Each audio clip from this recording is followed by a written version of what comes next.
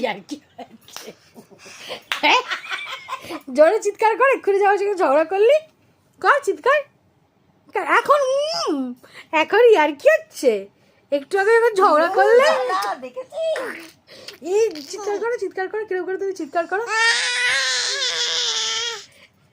চিৎকার করো করো, আমি দেখিয়ে দেবো তোমায়, চিৎকার করো। হ্যাঁ ঝগড়া কেমন করে করো তুমি?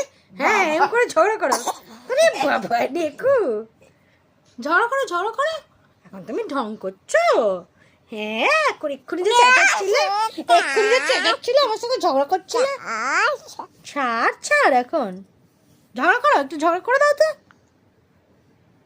এখানে ঝগড়া নেই, এখন আর বকতে পারছে না আমায়, একটু কত বকলো?